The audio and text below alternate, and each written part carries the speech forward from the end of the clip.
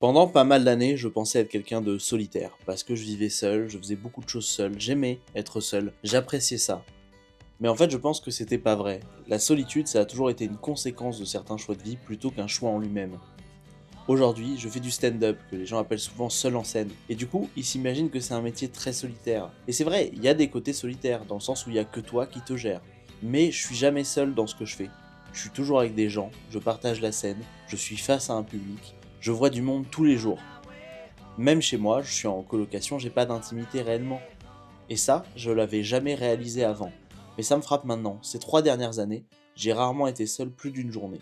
Il y avait toujours quelqu'un que j'attendais ou qui m'attendait. J'ai jamais été genre face à rien, juste moi-même. Et je me rends compte que je suis vachement dépendant de ça. Même quand je suis seul, je suis pas seul. Je mets un podcast, j'écoute des gens parler. Et je réalise que j'ai du mal à être vraiment face à moi-même. Je pense que si je vois pas quelqu'un, je suis malheureux et c'est pas forcément une manière saine de vivre. Je pense aussi qu'être seul, c'est pas juste être seul physiquement, c'est aussi un état d'esprit. Genre si je suis seul dans mon appart mais que je sais qu'à un moment que je contrôle pas, quelqu'un va rentrer, un coloc, des parents, n'importe qui, et ben je suis pas vraiment seul. Parce que dans ma tête, je sais que leur présence va revenir.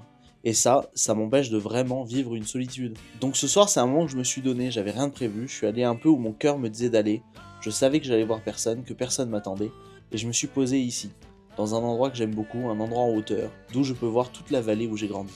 Souvent aussi, on évite d'être seul en aidant les autres, en se mettant au service. Et c'est vrai que moi, j'aime bien aider les gens. J'aime être quelqu'un sur qui on peut compter. J'en tire une certaine fierté. Mais parfois, ça me permet aussi de pas faire ce que j'ai vraiment à faire pour moi. Et c'est là que la solitude devient importante. Parce que là, j'ai plus d'excuses. Je veux faire quelque chose, il n'y a plus que moi qui peut m'empêcher de le faire. Ça fait 5 semaines que je fais de vrais efforts, un travail sur moi-même pour m'améliorer en tant qu'artiste, et peut-être en tant qu'être humain, tout simplement. Je pense aussi qu'on est soi-même que quand on est seul, parce qu'on n'a aucun filtre social. On pense juste à ce qu'on pense, on n'adapte rien à personne, et c'est peut-être ça, le truc le plus triste de la nature humaine, c'est que personne d'autre que nous connaîtra jamais notre vrai nous, parce qu'il est toujours un peu compromis. Dès qu'on est avec quelqu'un, on change un peu. La solitude, comme l'ennui, on leur colle souvent une image négative. Mais sous plein d'angles, elles n'ont rien de négatif. L'ennui, c'est hyper important pour la créativité. Il y a plein de gens qui l'ont dit, je suis pas le premier à le dire. Et moi aussi, je me suis beaucoup ennuyé dans mon enfance et je pense que ça m'a énormément aidé. Et en vrai, je pense que les moments où je me suis le plus vraiment ennuyé, c'était pas du tout quand j'étais seul. C'était quand j'étais avec des gens qui m'intéressaient pas, dans des conversations qui ne m'intéressaient pas, et où j'étais obligé de rester pour des raisons de politesse sociale. Finalement, ce soir, j'ai pas fait tant de choses que ça. J'ai pas vraiment accompli quelque chose, mais j'ai réfléchi. J'ai eu du temps pour moi, et c'était bien. Par contre, la prochaine fois, je prends un manteau parce que ça caillait.